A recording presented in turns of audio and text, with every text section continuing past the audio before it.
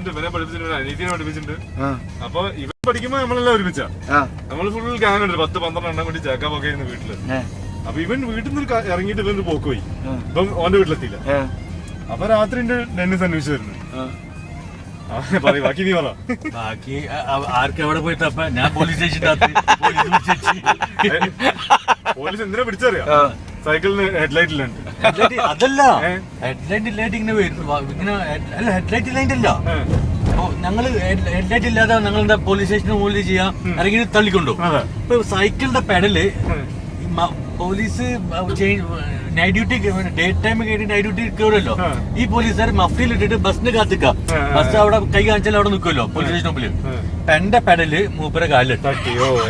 അപ്പൊ മൂപ്പര് ഈ അങ്ങോട്ട് നോക്കിയിട്ട് ഓടിക്കാൻ വെച്ച്. ഞാൻ എങ്ങനെ ഓടിക്കണം, എനിക്ക് അന്നെന്താ പ്രശ്നം വെച്ച്. അത് ഒരു വയസ്സാ. അപ്പം ഒരു വയസ്സ്, അപ്പൊ മൂപ്പര് ഒരു ഏജ്ഡ് പോലീസുകാര് മൂപ്പര് മക്കളെ പോയിക്കുന്നത്. അതിന്റെ കൂടെ 2 ചോര തണുപ്പുള്ള വേറെ പോലീസുകാരുണ്ട്.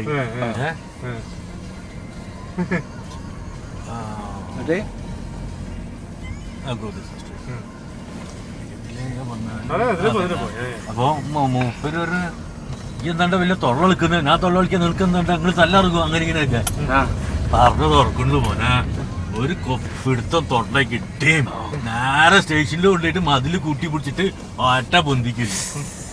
അപ്പൊ മനസ്സിലായി പോലീസ് പേരൊന്നുണ്ടാന്ന് ചോദിച്ചു. പേരൊക്കെ പറയും. അപ്പത്തേക്ക് ഫുൾ ബേജാറായി. ആദ്യമായിട്ടല്ല സ്റ്റേഷനില്. പിന്നെ അച്ഛനെന്നാ പണി. അച്ഛൻ അപ്പൊ ഞങ്ങൾ സേർന്നൊന്നും വിളിക്കൂലല്ലോ. ഞങ്ങളുടെ അച്ഛൻ ആർമിയിൽ വലിയ മേജറൊക്കെ അല്ലേ. My father is A major. മലയാളത്തിൽ പറയടാ, അച്ഛൻ മേജറാണ്. അത് അതിനെന്നാണ്ടെന്ന് എനിക്ക് ഇങ്ങനെ വെറുതെ അല്ലടാ നീ ഇങ്ങനെ.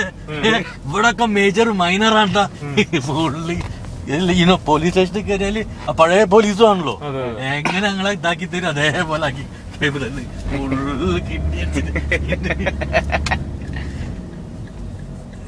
അന്ന് കുട്ടികളെ അതിനെ കൂടെ നമുക്ക് അടിയിട്ടില്ല.